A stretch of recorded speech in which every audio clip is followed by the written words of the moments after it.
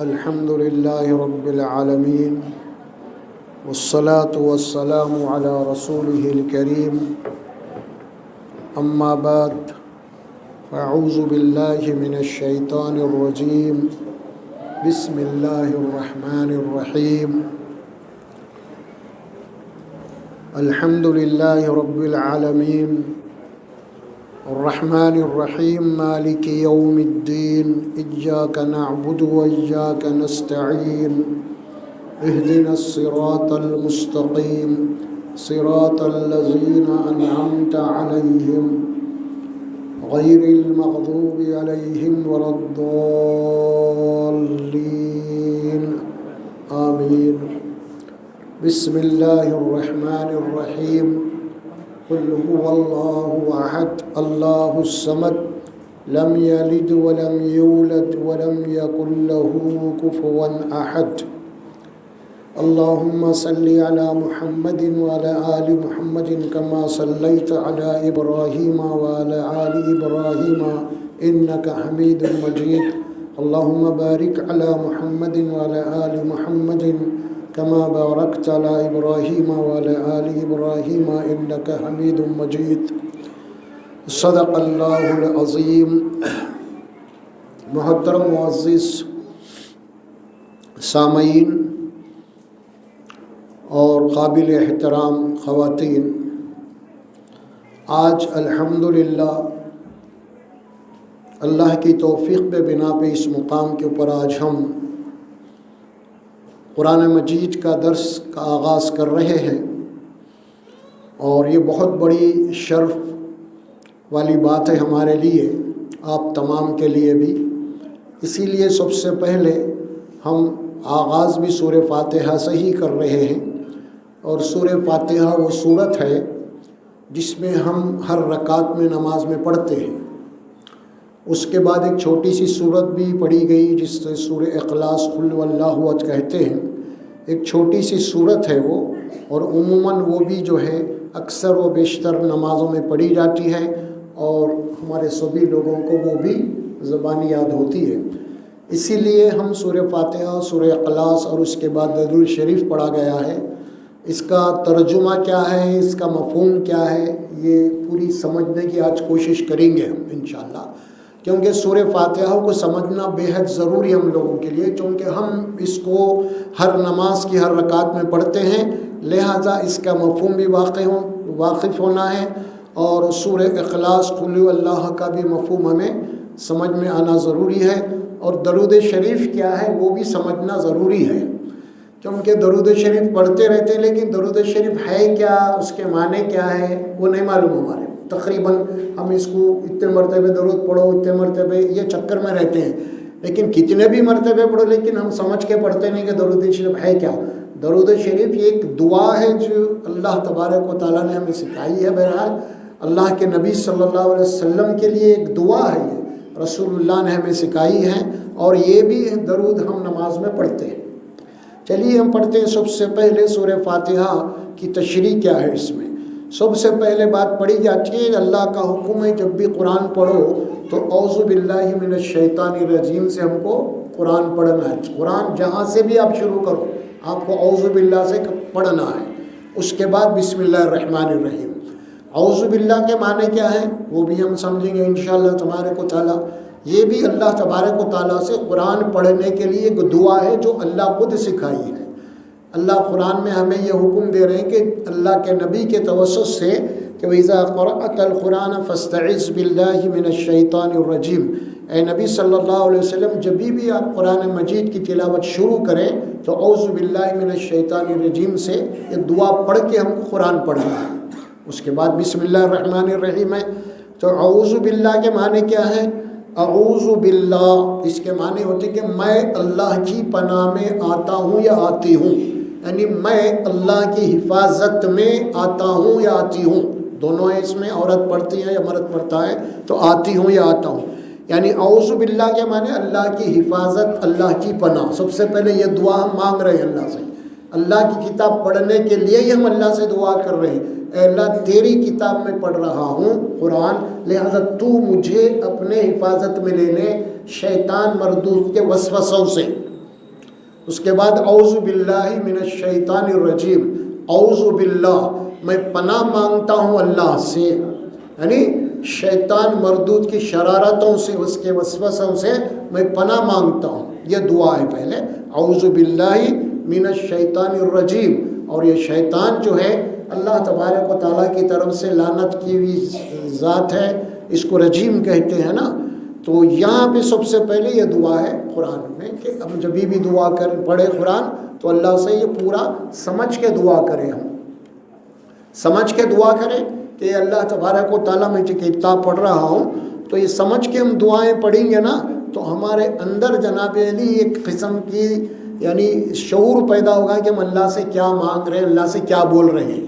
عموماً ہم کو جو دعا کرتے ہیں ہم تو اللہ کو ہم کیا بول رہے ہیں نہیں معلوم ہوتا ہوں، بلکہ ہمیں وہ دعائیں وہ یاد رکھنی چاہیے کہ ہم کیا مانگ رہے ہیں اللہ سے.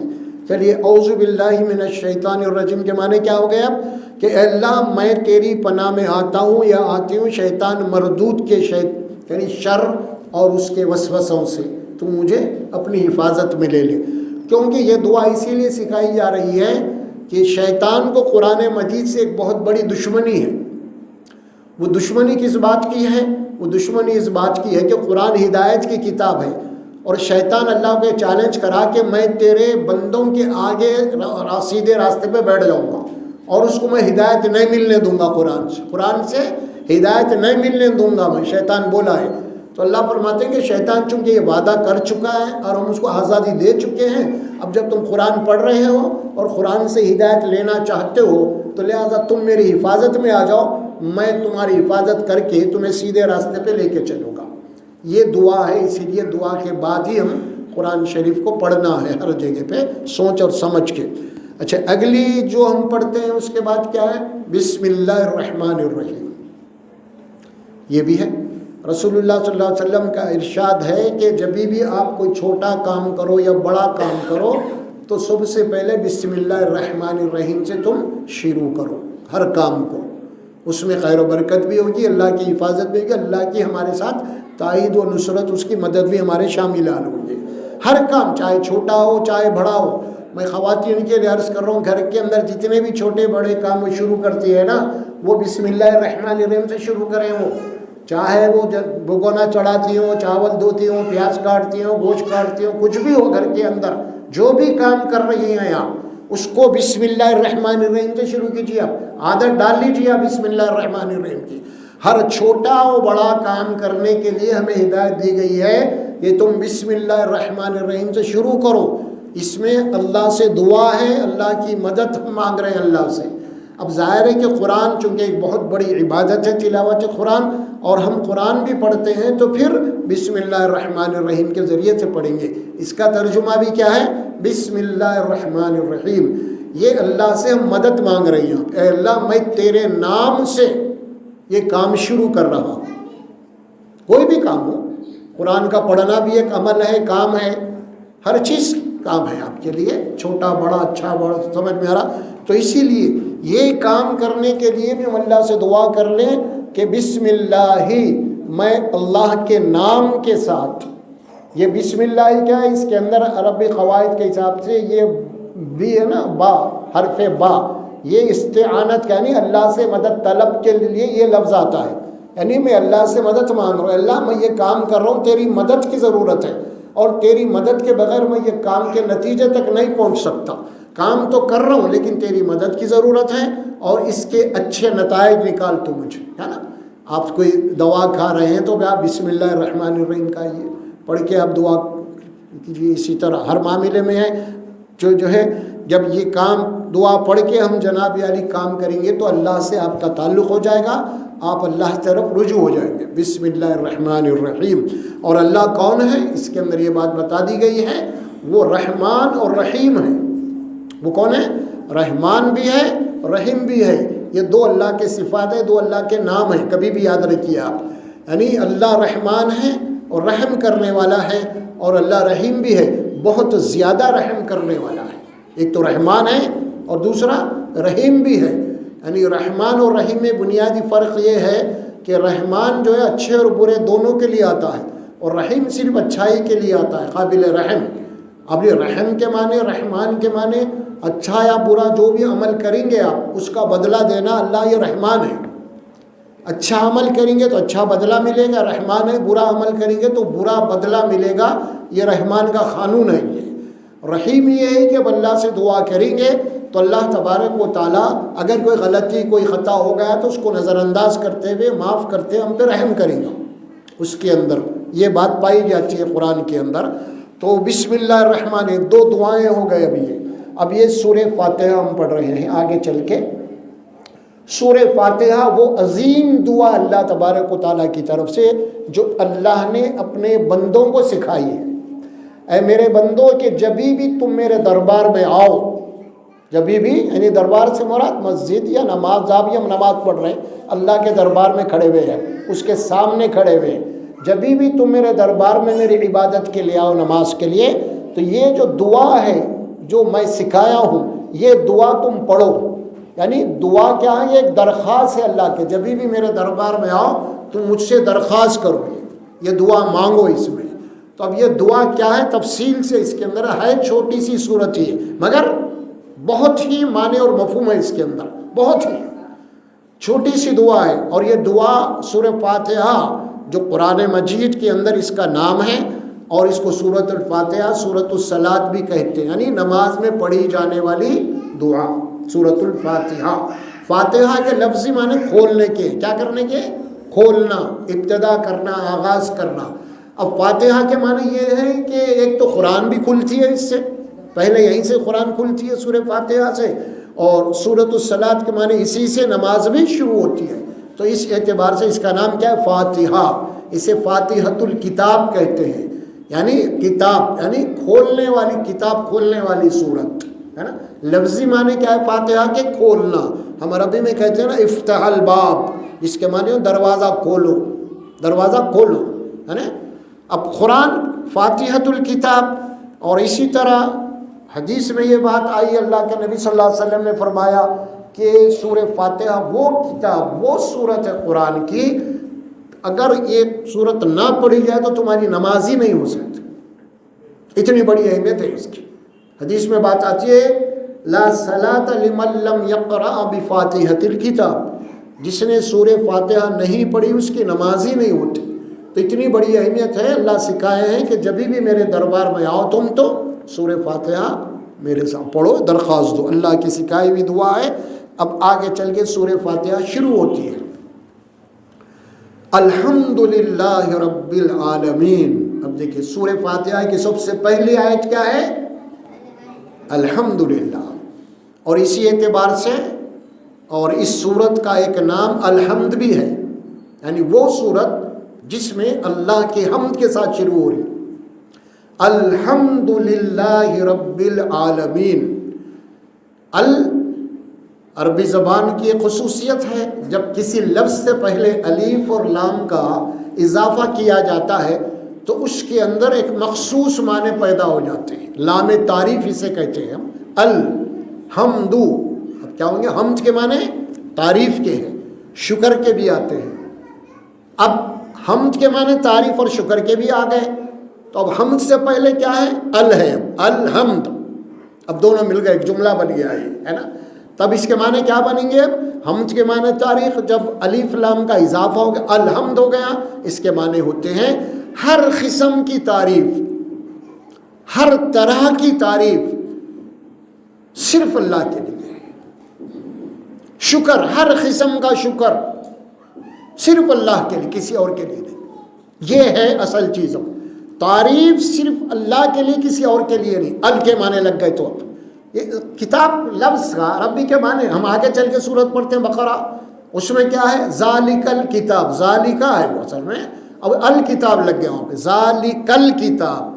کتاب کے معنی کوئی بھی کتاب ہو سکتی ہے، لیکن ال لگ گیا تو مراد یہ ہے اس سے اب وہ کتاب جو تم پڑھ رہے ہو، جس کی طرف اشارہ کیا گیا، وہ ہے قرآن.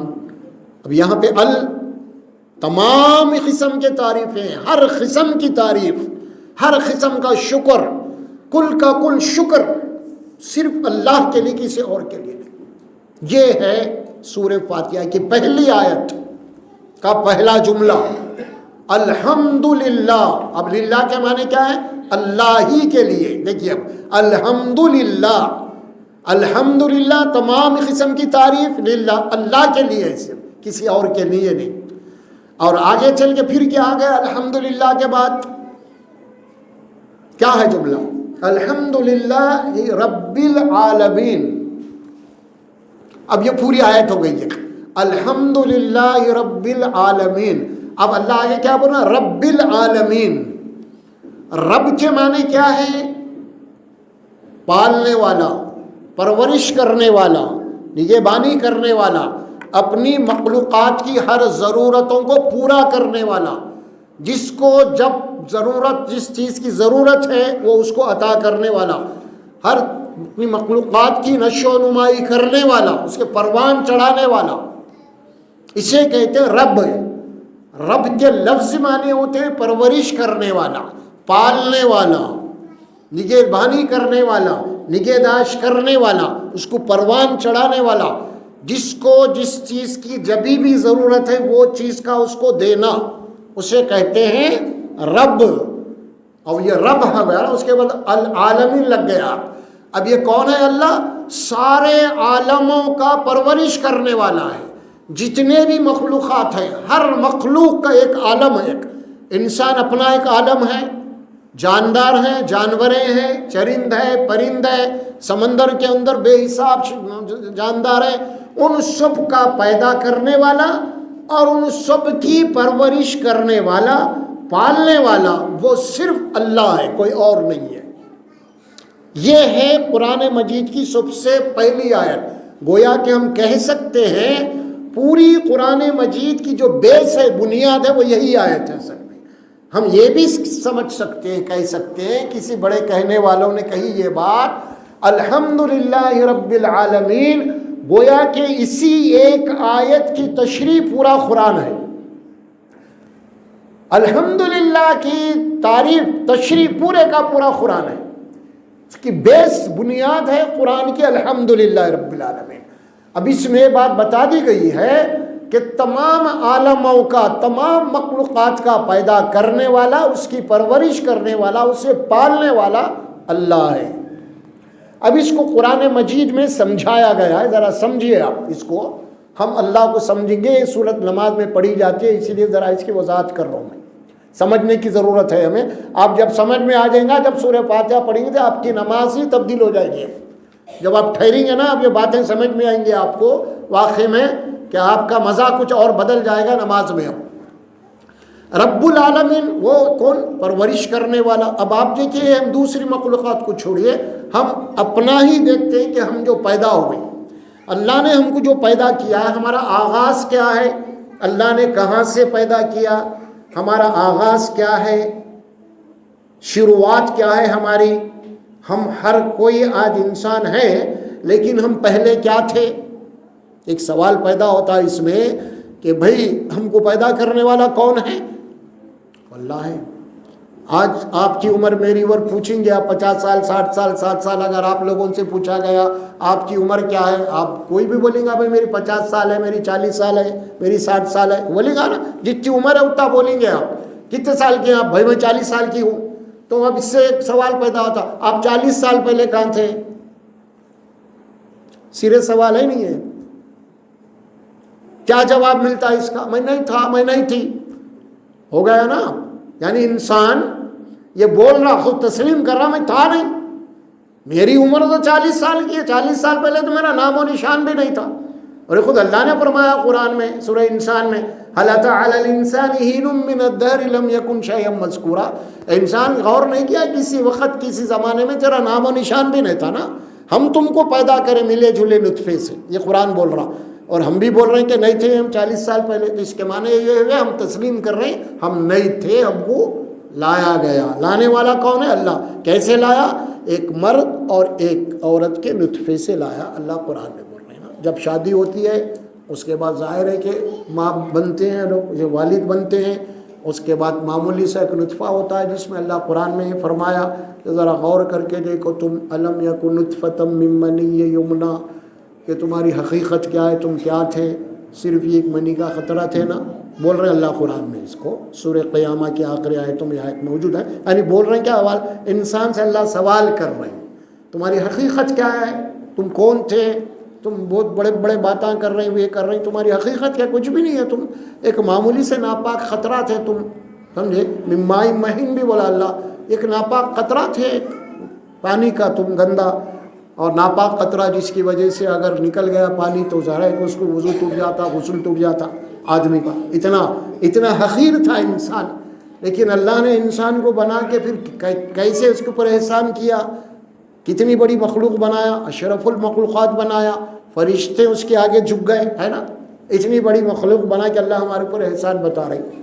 تو یہ بات اللہ فرماتے ہیں، دیکھیے آپ، پھر ہم جب ماں کی پیٹ میں تھے، ہمیں ٹھہرا، تو اس کے بعد اللہ ہم کو ماں کی پیٹ میں بنا رہا ہے، وَالَّذِي يُصَوِّرُكُمْ فِي الْأَرْحَامِ كَيْفَ يَشَاءُ، یعنی وہی اللہ تو ہے جس نے تم کو تمہاری ماؤں کی پیٹ میں تمہاری صورت بنا رہا ہے، تم کو وہاں پہ بنا رہا ہے اللہ، اسی ایک نخیر پانی سے تمہاری ماں کی پیٹ میں تم کو تمہاری بنا رہا ہے، پرورش کر رہا ہے۔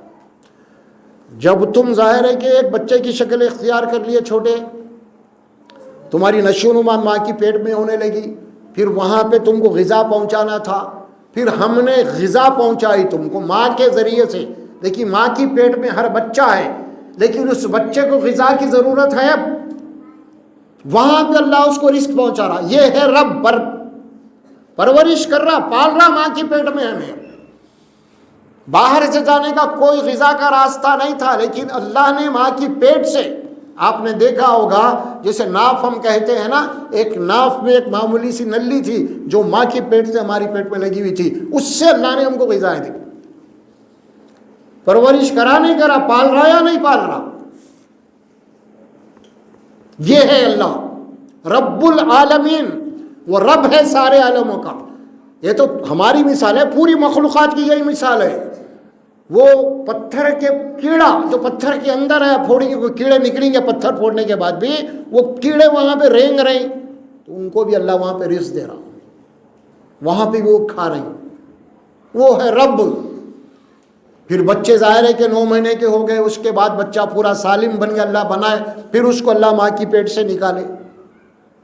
هو الذی اخرجکم من بطون امہاتکم لا تعلمون شیئا، اللہ قرآن میں فرماتے ہیں وہی اللہ ہے جس نے تم کو اپنی ماں کی پیٹوں سے نکالا، اور جب دنیا میں آئے تھے کچھ بھی نہیں معلوم تھا، تم کو معلوم تھا؟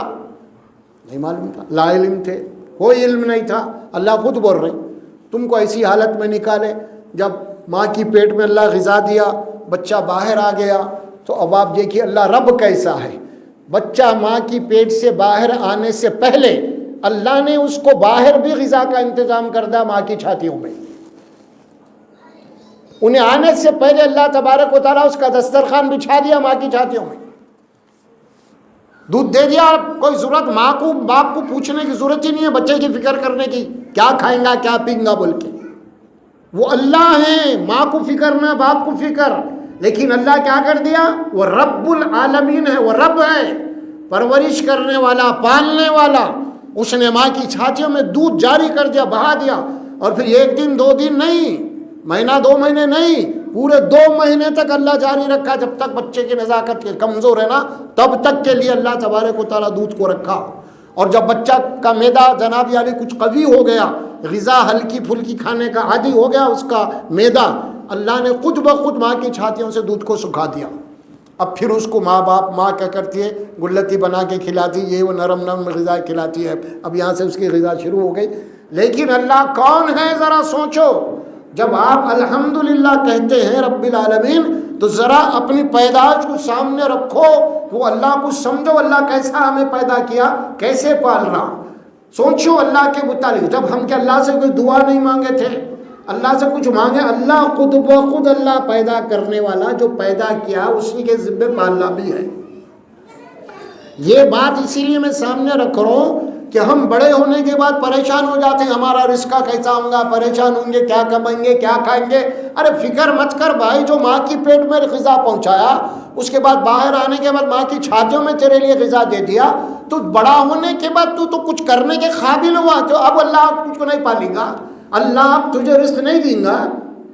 یہی ہے شیطان آپ کو بھٹکا دیتا اللہ سے۔ اللہ سے دور کر دیتا، مایوس کر دیتا اللہ سے اب، اور ہم کو کہیں کہیں پہ لے کے جا کے بھٹکا کے دوسرے دروں پہ جھکا دیتا شیطان.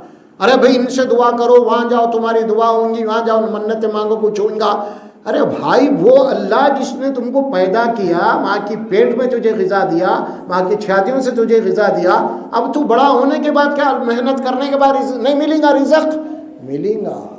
یہ سمجھایا گیا ہے سب سے پہلے سورہ فاتحہ کی پہلی آیت میں. الحمدللہ رب العالمین. اس کے لیے حکم ہوا قرآن میں بار بار، نبی کو بھی ہم کو بھی، قل الحمدللہ، تعریف اللہ کی کرو اے نبی، آپ شکر اللہ کا کرو. آپ بار بار حکم دیا قرآن میں، اللہ ہی کی تعریف، اللہ ہی کا شکر، اللہ ہی کی حمد، اللہ ہی کی ثنا، اللہ ہی کی تکبیر. یہی ہے، تعریف کریں تو اللہ کی کریں، بڑائی کرے تو اللہ کی کرے، شکر کرے تو اللہ کا کرے، ہے نا، تسبیح کرے تو اللہ کی کرے، پاکی بیان کرے تو اللہ کی کرے. پوری نماز وہی ہے، اذان سے لے کے سلام پھیرے تک سب وہی ہے. دیکھو آپ اذان میں کیا ہو رہا؟ اللہ اکبر. سب تعریف تیرے لیے ہے، بڑائی تیرے لیے ہے، عظمت تیرے لیے ہے، سمجھے، تو ہر نقص و عیب سے پاک ہے. پھر نماز اللہ اکبر، اللہ تو سب سے بڑا ہے. پھر آپ جھک رہے ہیں، رکوع میں جا رہے ہیں، تو پھر کیا بول رہے ہیں آپ؟ سبحان ربی العظیم. پھر کیا ہو رہا ہے یہاں پہ؟ سبحان، جس کے معنی ہوتے ہیں پاک. پاک کے معنی وہ پاکی نہیں جو ہمارا کپڑا گندا ہوگا دھو لیے، ہم ناپاک ہو گئے تو دھو لیے، اس کو نہیں. یہاں پہ پاک سے مراد اللہ کو پاک بولنے کے معنی یہ ہے اللہ تبارک و تعالی ہر نقص و عیب و کمزوری سے پاک ہے. جو کمیاں، جو کمزوریاں انسانوں کے پاس مخلوقات میں ہے، وہ کمزوری اللہ کی ذات میں نہیں ہے، اللہ اس سے پاک ہے. اسے کہتے ہیں سبحان کے معنی. اللہ کے اندر وہ کمزوری نہیں ہے جو انسانوں میں ہے. کیا کمزوری ہے انسان کے اندر؟ کھانے پینے کی کمزوری ہے، کھانا نہیں کھایا تو بھوکا رہ نہیں سکتا، پانی نہیں پی لے تو زندہ نہیں رہ سکتا.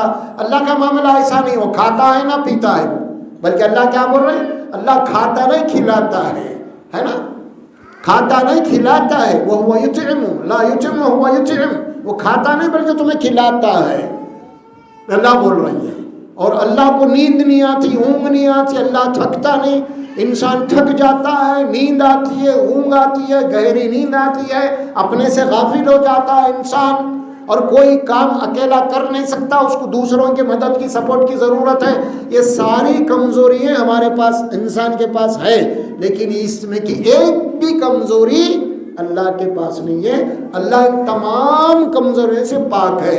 ہم رکوع میں جا کے یہی بول رہے ہیں سبحان ربی العظیم. میرا جو رب ہے، میری پرورش کرنے والا جو ہے نا، وہ ہر نقص و عیب و کمزوری سے بالکل پاک ہے. یہ بول رہے ہیں رکوع میں جھک کے جا کے بول رہے ہیں. اللہ اکبر ہے نا، اللہ اکبر کے گئے نا رکوع میں، تو کیا مطلب ہوا؟ اللہ تو سب سے بڑا ہے بول کے ہم جھک جا رہے ہیں، عاجزی کر رہے ہیں جا کے رکوع میں. تو بڑا ہے، میں تیرے آگے جھکنے والا ہوں، تو کسی کے آگے جھکنے والا نہیں ہے. پھر سمیع اللہ لمن حمیدہ. پھر رکوع سے اٹھ رہے ہیں تو کیا بول رہے ہیں ہم نماز میں؟ سمیع اللہ لمن حمیدہ. سمیع کے معنی سننے والا، حمید کے معنی تعریف والا. سمیع اللہ، اللہ کیا فرماتے؟ اللہ نے میری سن لی ہے، اور تعریف اسی کے لیے ہے جو ہر ایک کی سنتا ہے، ہر جگہ سے سنتا ہے، 24 گھنٹے ہر آن لائن میں. اللہ کو کبھی اونگ نہیں آتی، اللہ کو کبھی نیند نہیں آتی، ہر آن ہر لمحہ ہر ایک کی سن رہا پوری مخلوقات کی. وہ اللہ ہے، اور وہی جا کے ہم کہہ رہے ہیں سبحان ربی العظیم. اور کون ہے وہ؟ عظیم ہے، وہ عظیم. یہ ہم کر رہے ہیں اللہ کی تعریف. پھر جھک گئے ہم اللہ اکبر بول کے سجدے میں چلے گئے. اب سجدے میں جانے کے معنی کیا ہے؟ پھر وہی اللہ تو سب سے بڑا ہے، میری کوئی حقیقت نہیں ہے، میرا کوئی وجود نہیں ہے، تیرا بخشا ہوا وجود ہے میرا اپنا کچھ بھی نہیں ہے، سب کچھ تو دیا ہے. لہذا میرے پاس تیرے کو دینے کے لیے کچھ بھی نہیں ہے، جو تو نے دیا ہے میرا وجود وہ میں تیرے قدموں کے سامنے رکھ رہا ہوں، میرا سر میں اپنے آپ کو تیرے حوالے کر رہا ہوں۔ یہ سمجھ کے آپ سجدہ کریں گے، پھر سجدے میں جا کے کیا بولنا ہے آپ کو؟ سبحان ربی الاعلیٰ۔ وہاں عظیم بولے تھے، یہاں اعلیٰ بول رہے ہیں۔ اعلیٰ کیا معنی؟ سب سے بلند، سب سے اعلیٰ، سب سے بڑا۔ پھر وہی سبحان ربی الاعلیٰ، میرا رب ہر نقص و عیب کمزوری سے پاک ہے اور سب سے بلند، سب سے بڑا ہے، اور اس کے معنی میں اس کے سامنے عملی طور پہ اپنا سر بھی جھکا۔ یہ ہو گئی عبادت، نماز، سورہ فاتحہ۔ اب میں آپ کے سامنے بتا دیا کہ یہ الحمدللہ رب العالمین، یہ ہے سورہ فاتحہ کی پہلی آیت، اس کی تشریح۔ ہم جب نماز پڑھتے ہیں نا تو یہ ساری چیزیں ہمارے سامنے آئے تو نماز میں مزہ آتا۔ کس کے سامنے آپ کھڑے ہوئے ہیں، کیا بول رہے ہیں آپ، کیا مانگ رہے ہیں آپ کو شعور ہونا چاہیے۔ یہ سورہ فاتحہ آپ کے سامنے آ گئی۔ دیکھیے اب یہ کیا ہے؟ رکوع بھی عبادت ہے، سجدہ بھی عبادت ہے، اور عبادت میں جا کے کسی کی تعریف کرنا بھی عبادت ہے، کسی کے سامنے جھک کے کچھ اس کی تعریف کرنا بھی عبادت ہے، رکوع میں جا کے اللہ کی تعریف کر رہے ہیں عبادت ہے، سجدے میں جا کے اللہ کی بڑائی بیان کر رہے ہیں عبادت ہے۔ اب یہی رکوع اور سجدہ ہم جا کے کسی اور مقام پہ کریں گے اور کر کے وہاں پہ ان کی بڑائی بیان کریں گے، اس کے معنی کیا ہو گیا؟ آپ جہاں پہ جا کے جھک رہے ہیں ان کے بعد ان کی تعریف کر رہے ہیں تو آپ ان کی عبادت کر رہے ہیں۔ اسی کا نام اسلام میں شرک بولا گیا۔ یہ سر اللہ نے بلند کیا ہے، اللہ کے سامنے جھکنا ہے، کسی اور کے سامنے نہیں جھک سکتا ہے۔ حتیٰ ہی کہ یہ بات بھی یاد رکھیے آپ، اللہ کے بعد کس کا مقام ہے تو پیغمبروں کا ہے، رسول کے آگے بھی سجدہ نہیں ہو سکتا۔ سجدہ صرف اللہ کے لیے عبادت ہے یہ، اور عبادت صرف اللہ کی ہوتی، کسی اور کی نہیں۔ ہم بہت سارے ایسے مسلمان ہیں جناب علی جہاں پہ جا کے سجدے بھی کرتے ہیں، رکوع کرتے ہیں، جا کے ان کی حمد کرتے ہیں، تعریف کرتے ہیں۔ یہ چیزیں عبادت ہے، اس کو سمجھنا چاہیے۔ یہ نماز جیسی عبادت ہے یہ سارے۔ اسی طرح طواف کا مسئلہ بھی ہے، طواف بھی عبادت ہے۔ ہم طواف کرتے ہیں نا کعبۃ اللہ کا جا کے، نہیں کرتے؟ حج پہ عمرے پہ خالی جا کے طواف کرتے ہیں نا، یہ عبادت ہے۔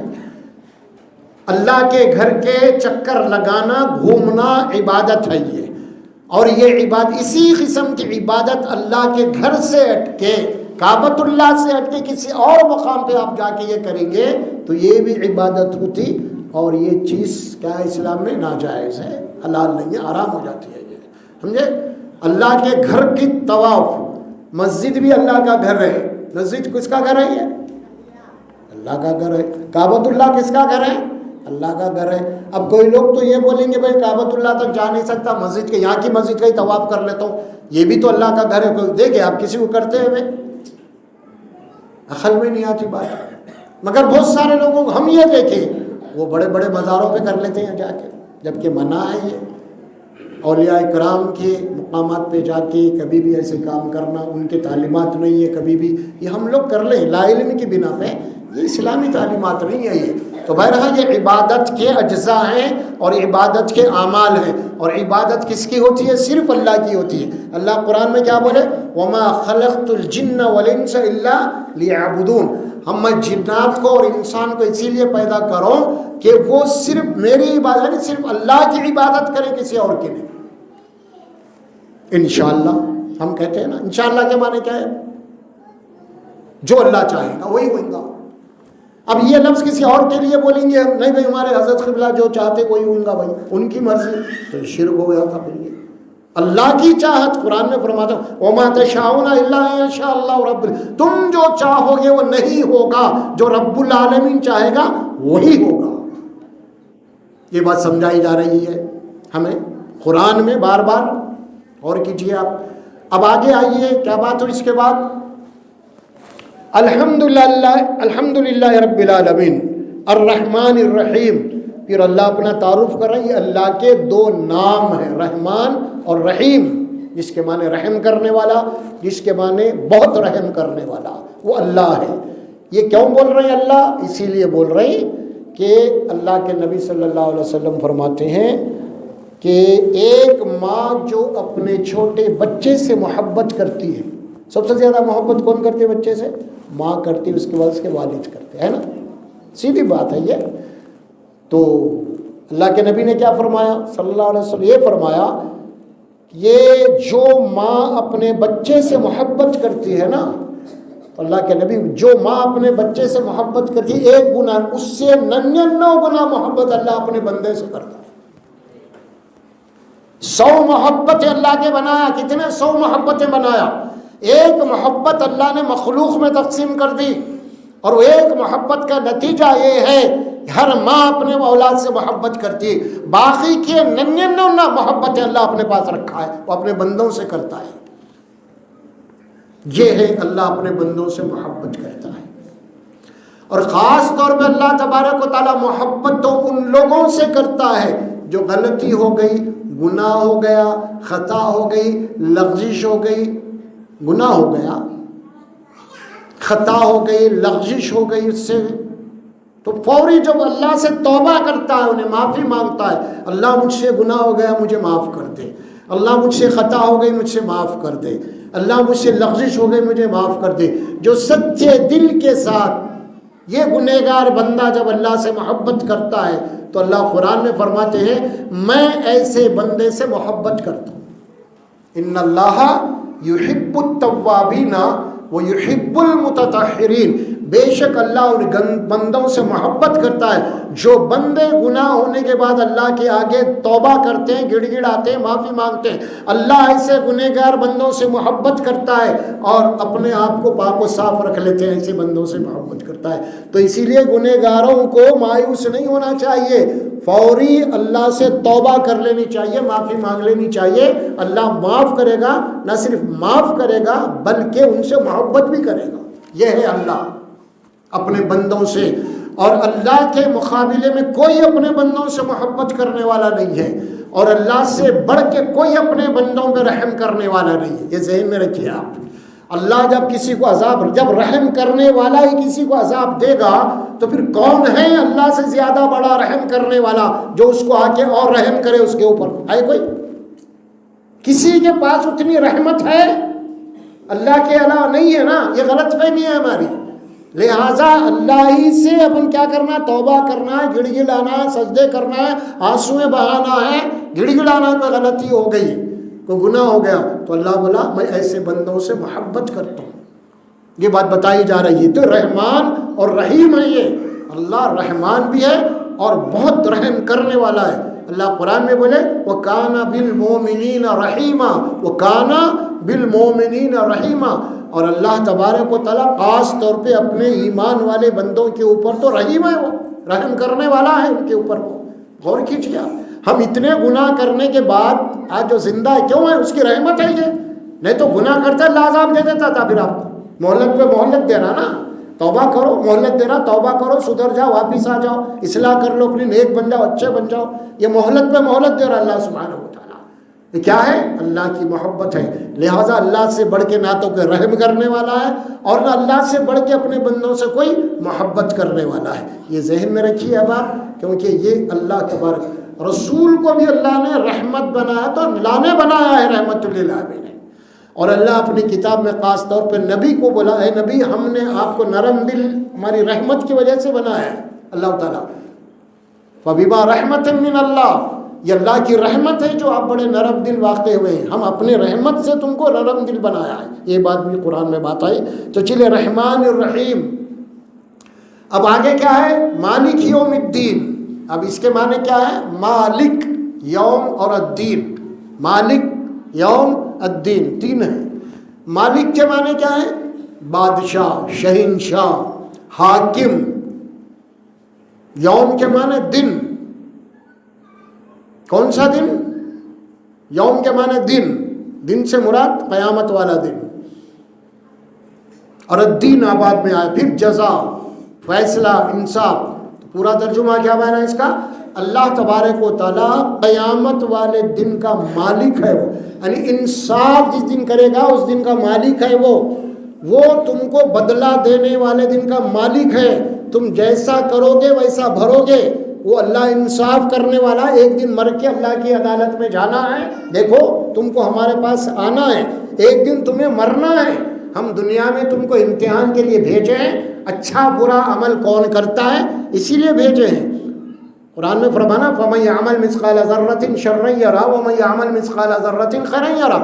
اگر تم میں کوئی ذرہ برابر بھی کوئی برا کام کرے گا، جھوٹ بولے گا، خیانت کرے گا، دغا بازی کرے گا، کسی کے ساتھ دھوکہ بازی کرے گا، کسی کا مال کھائے گا، کسی کے اوپر زیادتی کرے گا، کسی کا حق مار کے کھائے گا، کھا لے دنیا میں، لیکن ایک دن مر کے ہماری عدالت میں آنا ہے، یہ سارے برے اعمال کا بدلہ ہم جہنم کی شکل میں اس کو دیں گے، جلائیں گے دوزخ میں، اس کو چھوڑیں گے نہیں، اس کو مر کے آنا ہے ہمارے پاس، جا رہے گا تم، ہم تم کو پیدا کریں اور ہم واپس بلا رہے ہیں تم کو، نہ تو ہم اپنی مرضی سے دنیا میں آئے تھے، نہ ہم اپنی مرضی سے رہنے والے ہیں، جانے والے ہیں، دونوں چیزیں اللہ نے بنا، ہم کو پیدا بھی اللہ کیا، زندگی بھی اللہ دیا، موت بھی اللہ دیں گا، اور موت کے بعد کہاں جا رہے ہیں؟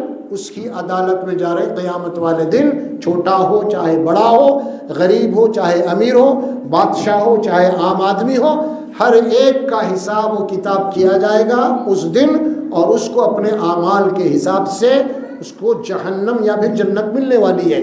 یہ بات اللہ قرآن نے سمجھا دیا ہے۔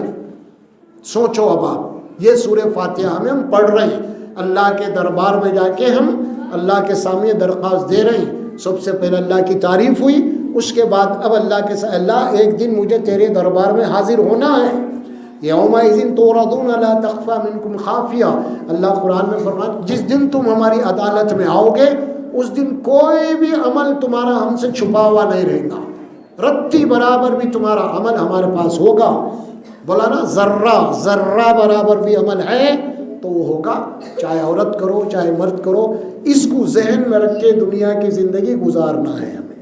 یہ ہے سورہ فاتحہ مالک یوم الدین میں ہم نمازیں پڑھ رہے ہیں، پھر اس کے بعد ہمارے یہاں تو زبان صحیح ہے، نہ وعدہ خلاف کر رہی، وعدہ پورا کر رہی، کیسے کیسے اعمال میں ہم، غیبت ہمارے پاس، جھوٹ ہمارے پاس، چغلی ہمارے پاس، حسد ہمارے پاس، کینہ کپٹ ہمارے پاس، دوسروں کو نیچے دکھانا ہمارے پاس، غرور و تکبر ہمارے، یہ سب اعمال جہنمی اعمال ہیں، یہ سب اعمال انسان کو دوزخ میں لے جانے والے ہیں۔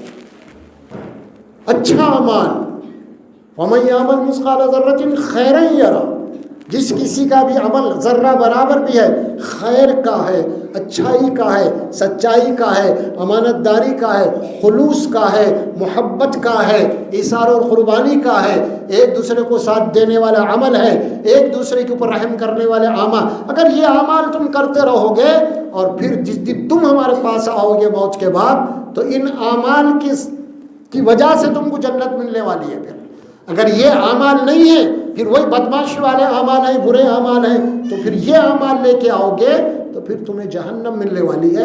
یہ کلیئر کیا جا رہا ہے مالک یوم الدین میں۔ یہاں تک آ گئی بات مالک یوم الدین۔ چلیے اب دوسری آیت کیا آ رہی ہے اپنے پاس؟ اس کے بعد ایاک نعبد و ایاک نستعین، یہ آیت کیا ہے کیا؟ کسی نے بات کہی تفسیر میں وہ ایک یہ آیت کے متعلق، ساری قرآن مجید کا نچوڑ سورہ فاتحہ ہے، اور سورہ فاتحہ کا نچوڑ جو ہے وہ یہ آیت ہے ایاک نعبد و ایاک نستعین۔ یہ ہے اس میں کیا بات بولی جا رہی ہے؟ اللہ سکھا رہے ہیں اب ہمیں، جب تم میرے دربار میں آ تو کیا بولو تم؟ ایاک نعبد، اے اللہ ہم صرف تیری ہی بندگی کرتے ہیں، صرف تیری ہی عبادت کرتے ہیں، ہم تیرے غلام ہیں، تیرے عاجز بندے ہیں۔ دوسرا جملہ کیا ہے اس کا؟ وَإِيَّاكَ نَسْتَعِينُ، اے اللہ ہم صرف تجھ ہی سے مدد مانگتے ہیں، ہم تیرے محتاج ہیں۔ کیوں؟ اوپر رب العالمین پڑھ کے آئے تھے اپن، کیونکہ ہماری ہر ضرورت کو پورا کرنے والا کون تھا؟ وہ رب، وہ دماغ میں ہے ہمارے۔ اللہ تو ماں کی پیٹ میں بھی ہم کو پالا، جب میں پیدا ہوا تھا ماں کی چھاتی میں مجھے غذا دیا، تو ہی میری ضرورتوں کو پورا کرنے والا ہے، لہذا میں اب تجھی سے مدد مانگوں گا۔ بات سیدھی بات، سمجھ میں آ رہی نا؟ آسان سورہ فاتحہ۔ اب کیا جملے ہیں دو یہ؟ اے اللہ میں تیرا بندہ ہوں، تو مجھے پیدا کیا ہے، لہذا تیری نعمتوں میں پل رہا ہوں، میں میرے دل کی جو دھڑکن چل رہی ہے تیرے حکم سے چل رہی، یہ دل کی دھڑکن جب بند ہو گئی نا، انسان ختم، اس کی وہ اہمیت نہیں، برخاست۔ تو اللہ کو ہم کیا بول رہے ہیں؟ اللہ میں تیرا بندہ ہوں، تیری ہی بندگی کروں گا، تجھ ہی سے مدد مانگوں گا، کسی اور سے نہیں۔ اس میں کیا الفاظ ہیں؟ حسر کے الفاظ ہیں۔ عربی کا جو جملہ آپ اوپر سنے یہ بھی وہی ہے۔ ایک معنی تھے لفظ کیا ہے؟ یہ ایاک نعبدو، کیا ہے؟ ایاک نعبدو، کیا معنی ہوتے ہیں اس کے؟ اب ایاک کو بازو نکال دو، الگ کر دیں گے اپن اس کو، جملے کو، تو کیا باقی؟ ایاک کو ہٹا دیا تو کیا باقی رہا؟ نعبدو، ہے نا؟ ایاک کو نکال دیا ہم یہاں سے تو باقی جملہ کیا رہا؟ نعبدو، جس کے معنی ہم بندگی کرتے ہیں، ہم عبادت کرتے ہیں، یہ معنی ہوتے ہیں۔ ہم عبادت کرتے ہیں، ہم بندگی کرتے ہیں، یہ معنی ہو گئے اس کے نعبدو کے۔ اب ایاکا لگا دیے، اب اس کے معنی کیا بن جاتے ہیں؟ ہم صرف تیری ہی بندگی کرتے ہیں، کسی اور کی نہیں کرتے، یہ ہے اس میں۔ اگر ایاکا نہیں ہوتا تو ہم تیری بندگی کرتے ہیں، اس کی بھی بندگی ہو رہی، اس کی بھی ہو رہی، وہاں بھی جا رہے ہیں، یہاں بھی جا رہے ہیں، سب ہر جگہ سر جھکا رہے ہیں، منتیں مانگ رہے ہیں، سب کی بندگی ہو رہی، ٹھیک ہے چلنے دو۔ لیکن ایاک نعبدو ہے، یہاں نعبدو نہیں ہے۔ نعبدو کے معنی بندگی سب کی کر رہے، تیری بھی کرتے بندگی، لیکن ایاک لگا کے کیا کر دیا اللہ نے؟ سب کی بندگی کا انکار۔ تم کسی کی بندگی نہیں کرو گے، صرف میری بندگی کرو گے، یہ اقرار ہے وہاں پہ۔ اب دوسرے معنی ہوتی، ایک تو ہے اللہ کی بندگی، اگر ہم اللہ کی بندگی کے ساتھ کسی اور کی بھی بندگی کر رہے ہیں تو معنی کیا بن جاتے ہیں؟ اللہ تیری بھی بندگی کرتا ہوں، تیری بھی بندگی کرتا ہوں، یعنی اوروں کے بھی کر رہے ہیں، لیکن یہاں کیا ہے؟ تیری ہی بندگی کرتا ہوں۔ یہ ہی اور بھی دونوں میں فرق ہے۔ بھی لگ جائے گا تو شرک ہو جائے گا، کسی اور کی بھی کر رہا ہوں میں، لیکن ہی لگ جائے گا تو انکار ہے سب کا۔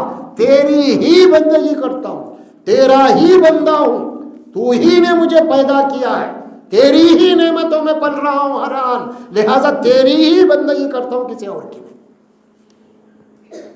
آگے وَإِيَّاكَ نَسْتَعِينُ، اسی طرح تجھ ہی سے مدد مانگتا ہوں، تو ہی مدد کرنے والا ہے،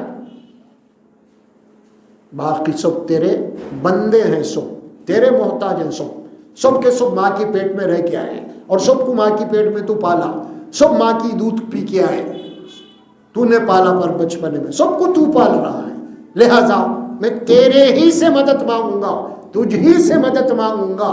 المدد یا اللہ، اللہ تیرے سے مدد مانگ رہا ہوں، اس نستعین یہ ہے کیا۔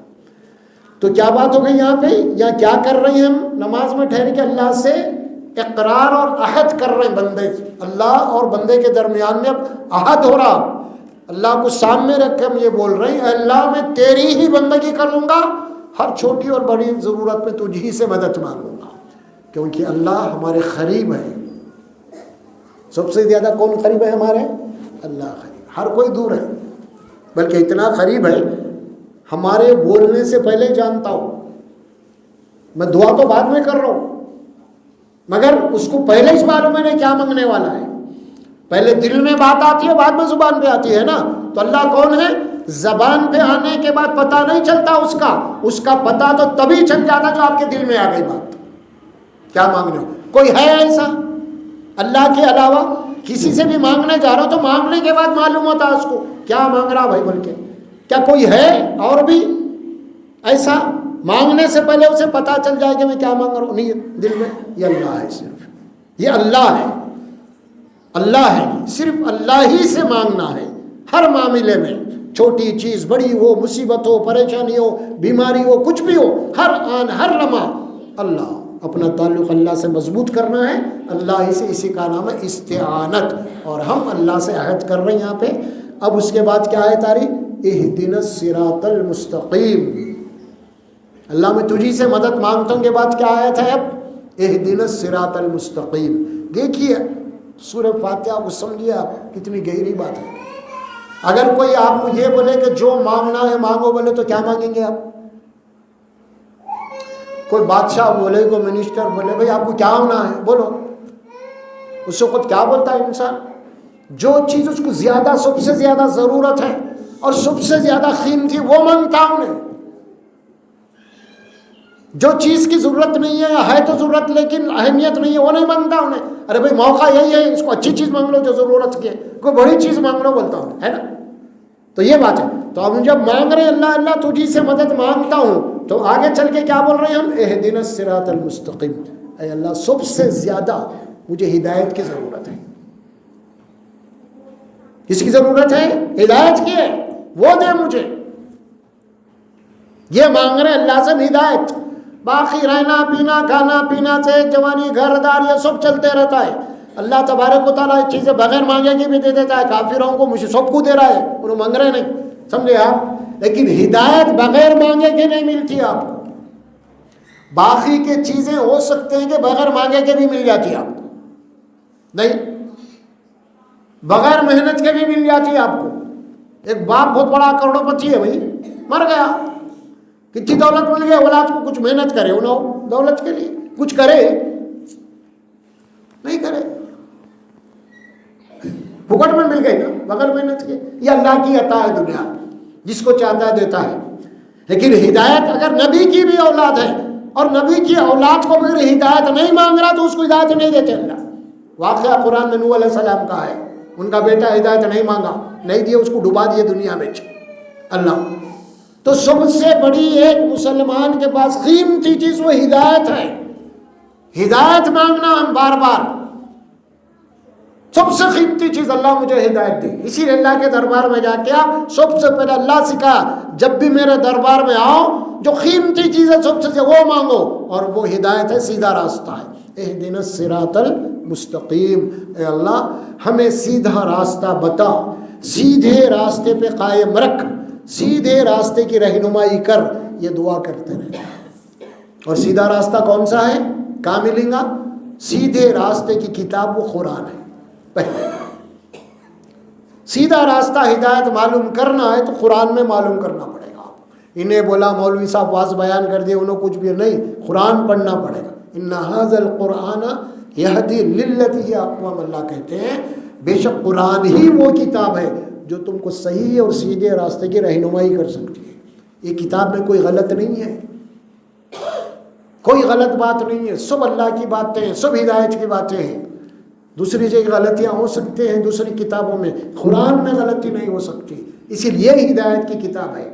تم یہ کتاب پڑھ کے کبھی بھٹک نہیں سکتے، گمراہ نہیں ہو سکتے. اس کتاب کو مضبوط پکڑ لو. اہدنا الصراط المستقیم. اے اللہ سیدھے راستے کی ہدایت دے، سیدھے راستے کے اوپر لے چل. یہ دعا ہو گئی. اب سیدھا راستہ بھی کن لوگوں کا راستہ وہ بھی بتا دیا. انعمت علیہم.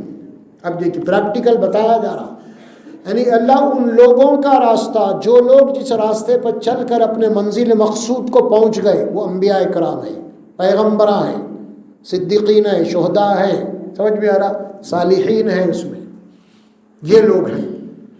یہ لوگ سیدھے راستے پہ چل کے کامیاب ہو گئے، اپنے منزل کو پہنچ گئے، جنت کے حقدار ہو گئے. ان کے راستے پہ لے چل ہمیں، ان کے راستے پہ قائم رکھ مرے دم تک کا. آخری آیت میں کیا ہے؟ غیر المغضوب علیہم ولا الضالین. اے اللہ ان لوگوں کے راستے سے ہمیں بچا لے جو لوگ جس راستے پہ چل کر تیرے غضب کے مستحق ہو گئے، جن کے اوپر تیرا عذاب ہوا، جو قومیں ہلاک ہو گئی، جو راستہ انہوں نے اختیار کیا ہدایت کا چھوڑ کے، وہ قوموں کے اوپر اللہ کا عذاب آیا، ان کو دنیا ہی میں عذاب دے دیا گیا، آخرت کا عذاب تو باقی ہے. غیر المغضوبی، مغضوب جن کے اوپر اللہ کا غضب ہو گیا، جن یہود ہیں ان کے اوپر. اسی طرح دوسری قومیں بھی ہیں. فرمایا ان لوگوں کے راستے سے ہمیں بچا لے. اور آخری دعا کیا تھی؟ ولا الضالین. اللہ ہمیں ان لوگوں کے بھی راستے سے بچا لے جو لوگ جس راستے پر چل کر چلتے چلتے بھٹک گئے، منزل کو نہیں پہنچ سکے. راستہ تو اختیار کر لیا لیکن منزل کو نہیں پہنچے، بھٹک گئے راستے میں. یہ ہے سورہ فاتحہ. اللہ سبحانہ و تعالی ہمیں بتا رہے ہیں یہ ان لوگوں کے راستے سے بچا جو لوگ بھٹک گئے، سیدھے راستے پہ چلتے ہوئے نہیں پہنچ سکے منزل کو. کون لوگ ہیں؟ وہی قرآن کو چھوڑ دیے، نبی کے راستے کو چھوڑ دیے، صراط مستقیم کو چھوڑ دیے، قصے کہانیوں میں لگ گئے، جو بلایا اس کے پیچھے بھاگے، ارے وہاں جاؤ، یہاں جاؤ، یہاں جاؤ، یہ کرو. نہیں، ایک ہی ہے، اللہ کی کتاب کی طرف بلاؤ، نبی کی سنت، یہی ہے ہدایت. اس کو جو چھوڑ دیا انہیں بھٹک گیا، گمراہ ہو گیا، سب کچھ ہو گیا اس کے پیچھے. آمین. یا اللہ ہماری اس درخواست کو، ہماری اس دعا کو قبول کر. یہ ہے سورہ فاتحہ. اس کے معنی اور مفہوم کو ذہن میں رکھ کے ہم جب نماز پڑھیں گے نا تو پھر آپ کو بات سمجھ میں آ جائے گی. اگلی آیت آ رہی ہے، اگلی صورت کون سی پڑھی تھی ہم نے؟ سورہ اخلاص. یہ بھی عموماً لوگ اکثر چھوٹی چھوٹی صورتیں پڑھتے ہیں تو اس میں سورہ فاتحہ کے ساتھ سورہ اخلاص بھی پڑھتے ہیں. وہ کیا ہے؟ قل هو اللہ احد. اے نبی صلی اللہ علیہ وسلم آپ کہہ دیجئے. ترجمہ ہو رہا ہے اس کا، سمجھ لیجیے اس کے معنوں کو بھی. یہ صورت بہت پڑھی جاتی ہے ہمارے پاس، بہت پڑھی جاتی، بلکہ عام لوگ ہمارے پاس جناب علی وہ ناریل بوری وہ کیا کہ فاتحہ کے لیے بھی یہی صورت پڑھتے ہیں، سورہ فاتحہ ملا کے پڑھ دیتے ہیں. کچھ مٹھائیوں کے اوپر پڑھ لیا، کچھ اس کے اوپر پڑھ لیا، سورہ فاتحہ ملا کے درود شریف ملا کے پڑھ لیتے ہیں. اس کو فاتحہ کہتے ہیں. فاتحہ یہاں ہے اصل میں. اب فاتحہ ہو رہی ہے ایک معنوں میں ہے اللہ کی فاتحہ ہو رہی ہے مسجد میں، سن لیجیے آپ. تو اللہ کے نبی صلی اللہ علیہ وسلم کو حکم ہو رہا، کیا ہو رہا؟ قل هو اللہ احد. آپ کہہ دیجئے اللہ ایک ہے، ایکتا ہے. وہ اپنی ذات اپنی صفات میں بالکل ایکتا ہے. کیا معنی ہوئے اس کے؟ اس کے معنی یہ ہیں اللہ اکیلا ہے، اللہ تنہا ہے، اللہ ایک ہے، اللہ ایکتا ہے. اس کے معنی ہوتے ہیں اس جیسا کوئی نہیں ہے. اللہ ایک ہے لیکن معنی کیا پیدا رہے ہیں؟ اس جیسا کوئی اور نہیں ہے. وہ یونک، بالکل یونک، کوئی نہیں اس جیسا. لیسا کمثلی شیء، اللہ قرآن میں بول رہے ہیں اس جیسا کوئی ہے ہی نہیں اللہ کے جیسا. اب اس کو سمجھایا جا رہا. قل هو اللہ احد. اور اگلا جملہ کیا ہے پھر؟ اللہ الصمد. اور اللہ کون ہے؟ وہ صمد ہے. سمجھ کے معنی کیا ہے؟ ہم ترجمہ کر دیتے ہیں اس کا، وہ ہے اللہ بے نیاز. بے نیاز ہے بول دیتے ہیں. لفظی ترجمہ اس کا کیا؟ اللہ کون ہے؟ اب اس کو سمجھا رہے ہیں. اللہ کو سمجھنا ہے تو قرآن مجید کی سے چھوٹی صورت ہے اور سب سے مجمل طور پہ اس میں سمجھا دے گا اللہ کون ہے. اللہ اکتا تنا، اس جیسا کوئی نہیں ہے، وہ صمد ہے. سمجھ کے معنی کیا ہو رہے ہیں؟ اب سمجھ کے معنی یہ ہو رہے ہیں وہ کسی کا محتاج نہیں ہے، سب اس کے محتاج ہیں. کیا معنی پیدا ہو رہا ہے اس کے؟ اللہ وہ ہے وہ کسی کا محتاج نہیں ہے، سب اس کے محتاج ہیں. اسے سمجھ کہتے ہیں. اور ہم تشریح کریں گے اس کی. اللہ کون ہے؟ اللہ کو کسی کی ضرورت ہی نہیں ہے، سب کو اس کی ضرورت ہے. اگر پوری مخلوق اللہ کا انکار کرتے بھائی کون ہے کہ اللہ نکالو، اللہ کو فرق پڑنے والا نہیں ہے. اللہ سمجھ ہے، بے نیاز. چلیے اس کے بعد کیا ہو رہا ہے؟ اللہ وہ ہے جس کو کسی کی ضرورت نہیں، جس کو سب کی ضرورت ہے. اللہ وہ ہے، وہ کسی کا محتاج نہیں ہے، سب اس کے محتاج ہیں. یہ اللہ ہے. اور سمد وہ ہے جو اپنے مخلوقات کی نگرانی نگہبانی کرنے والا ہے، ان کی حفاظت کرنے والا ہے. یہ مفہوم بھی اس میں آتا ہے سمد. پھر کون ہے وہ؟ لم یلد ولم یولد. دیکھو اللہ کیسے سمجھا رہے ہیں. اللہ وہ ہے، وہ کسی کا بیٹا نہیں ہے، نہ اس کا کوئی باپ ہے، وہ کسی کی اولاد نہیں ہے. اللہ وہ ہے. اللہ اسے کہتے ہیں جو کسی کی اولاد نہیں ہے، وہ کسی کا باپ نہیں ہے، نہ وہ کسی کا بیٹا ہے. اللہ وہ ہے. اب آپ دنیا میں جہاں بھی جس کی بھی عبادت ہو رہی لوگ کر رہے ہیں ان سب کو دیکھ لو، سب کے ماں باپ ہیں. کوئی بھی جا رہے ہیں جس کی بھی عبادت ہو رہی نا، جتنے بھی غیر قوموں کی عبادت خانے وہاں جا رہے ہیں نا مسلمانوں کے بھی، ان سب کی مائیں ہیں، سب ماں کی پیٹ سے آئے سو ہے. اور اللہ سبحان ہے وہ اس سے، وہ کسی کی اولاد نہیں ہے کیونکہ کسی کا محتاج ہی نہیں ہے. وہ سب کو اس نے پیدا کیا ہے، سب اس کی مخلوق ہے، وہ کسی کا بیٹا کیسے ہو سکتا ہے؟ یہ بات سمجھائی گئی ہے. وَلَمْ يَكُنْ لَهُ كُفُوًا أَحَدٌ. اور اس جیسا اس کے مد مقابل کوئی بھی نہیں، وہ اللہ ہے۔ تو ایسے اللہ کے اوپر ایمان ہمارا ہے، اس کو چھوڑ کے کہاں جا رہی ہم، کہاں بھٹک رہی، مانگو اس سے۔ یہ ہو گئی سورہ اخلاص کی تشریح۔ اب نماز میں ایک پڑھی جانے والی دعا وہ ہے درود شریف، درود۔ درود کے متعلق میں ہمارے پاس بہت سارے غلط فہمیاں ہیں، ہم کو لگا کے لگ دیے وظیفے کے طور پہ، اس کو اتنے بڑے پڑھ لو، اتنا یہ ہوگا، یہ اتنے دفعے درود پڑھو، اتنا یہ کام ہوگا، یہ سب باتیں صحیح نہیں ہیں۔ درود ایک دعا ہے رسول اللہ صلی اللہ علیہ وسلم کے لیے۔ اللہ کے نبی صلی اللہ علیہ وسلم کے ہمارے اوپر اتنے احسانات ہیں، اتنے احسانات ہیں کہ پوچھئے مت۔ ان کے احسانات کے لیے ایک چیز اللہ کے نبی نے فرمائی ہے کہ تم میرے لیے دعا کرو۔ ایک دعا یہ ہے، ایک دعا اذان کے بعد کی ہے، دو دعائیں سکھائی گئی ہیں خاص طور پر۔ یہ دعا کیا ہے؟ اللہم صلی علی محمد، اے اللہ محمد صلی اللہ علیہ وسلم کے اوپر اپنی رحمت نازل کر۔ آپ کے امتی ہے نا، ہم کو یہ دعا، تم نبی کے لیے دعا کرو، تم اللہ کے نبی بولے میرے لیے دعا کرو، تم پوری امت دعا کر رہی ہے آپ کو قیامت تک۔ کیا دعا ہو رہی ہے اللہ سے؟ اللہم صلی علی محمد، اے اللہ رسول اللہ صلی اللہ علیہ وسلم کے اوپر اپنی رحمت نازل کر، وعلی آل محمد، اللہ محمد صلی اللہ علیہ وسلم کے آل کے اوپر، ان کے خاندان کے اوپر، اور ان کی امتیوں کے اوپر بھی۔ تو آل میں امتی بھی آتے ہیں، میں اور آپ بھی آتے ہیں آل میں، ان کے آل پہ، ان کی امتیوں کے اوپر بھی اپنی رحمت نازل کر، وعلی آل محمد کما صلیت علی ابراہیم وعلی آل ابراہیم، اللہ جیسا کہ تو نے ابراہیم علیہ السلام کے اوپر اپنی رحمت نازل کیا تھا، ان کی آل کے اوپر جسے رحمت نازل کی تھا، اسی طرح رحمتیں ہمارے نبی صلی اللہ علیہ وسلم کے اوپر بھی نازل کر۔ یہ دعا ہے۔ دوسرا حصہ اس کا، اللہم بارک علی محمد، اللہ محمد صلی اللہ علیہ وسلم کے اوپر اپنی برکتیں نازل کر، وعلی آل محمد، اللہ محمد صلی اللہ علیہ وسلم کی آل، ان کی امت کے اوپر اپنی برکتیں نازل کر، کما بارکت علی ابراہیم، اللہ ابراہیم علیہ السلام کے اوپر جیسا کہ تو نے اپنی برکتیں نازل کی تھی، ان کے آل و اولاد کے اوپر جیسا کہ تیری برکتیں تھی، اسی طرح محمد صلی اللہ علیہ وسلم کے اوپر، ان کی آل کے اوپر، ان کی امت کے اوپر بھی تو اپنے برکتیں نازل فرما۔ انکا حمید مجید، حمید پھر آیا، دیکھیے الحم میں آتا نا حمید، الحم پھر یہاں بھی آیا انکا حمید مجید، اللہ بے شک تعریف تیرے لیے ہے۔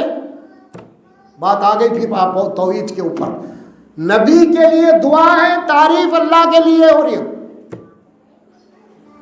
یہ ہے مجید، کیونکہ تو ہی بزرگی والا ہے، تیرے ہی ہاتھ میں لوگوں کی عزت ہے، تیری ہی لیے عظمت ہے، تیرے ہی لیے پاکی ہے، تیرے ہی لیے بڑائی ہے، یہ سب آتا اس میں۔ اب انکا حمید مجید، بے شک ہے اللہ تیری ذات حمد اور تعریف کے لائق ہے نا، تعریف صرف تیرے لیے، شکر تیرے لیے ہے، اور تو مجید ہے، تو بزرگی والا ہے، عزت والا ہے، کبریائی والا ہے تو۔ یہ دعا ہے، یہ نماز ہو گئی۔ اب کیا ہو گئی؟ پوری نماز اللہ اکبر سے لے کے اس کے بعد چھوٹی سی دعائیں پڑھی جاتی ہیں، کون سی بھی، اس کے بعد جس کو دعائیں معصورہ کہتے ہیں وہ دعائیں الگ ہیں، لیکن یہ ہے اصل نماز۔ یہاں تک نماز آپ کی ختم ہو گئی، اس میں تحیات بھی پڑھی جاتی ہے پہلے، وہ بھی دعائی ہے، رسول کے لیے دعا ہے اس کے اندر بھی۔ لیکن یہ مین جو باتیں تھے نا، کیونکہ تحیات صرف نماز میں پڑھی جاتی ہے نا، اور کہیں بھی نہیں پڑھتے اس کو اپن، لیکن درود شریف جہاں بولے وہاں پڑھتے ہم۔ یہ ہے درود اصل میں۔ درود پڑھ کے اللہ سے لالچ نہیں مانگنا، یہ بھی ایک غلط بات ہے، خیانت ہے یہ درود کی۔ کیا نعرہ ہے تمہارے پاس؟ یہ درود اتنا میں پڑھا تو میرا یہ کام بن جانا بول کے لوگ درود پڑھتے ہیں، یہ غلط ہے۔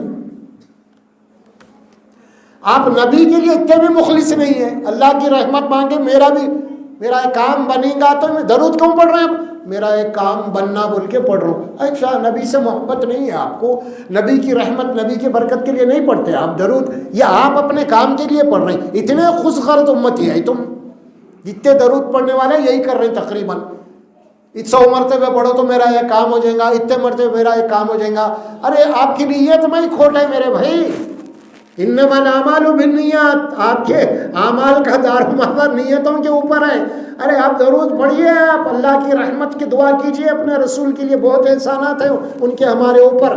ہماری ماؤں سے, ہمارے بہنوں سے گزارش ہے, درود پڑھے تو اللہ کی رحمت اور ان کی برکت کے لیے پڑھیے. اور پھر اس درود میں اللہ کے نبی نے ہم کو بھی شامل کر لیا.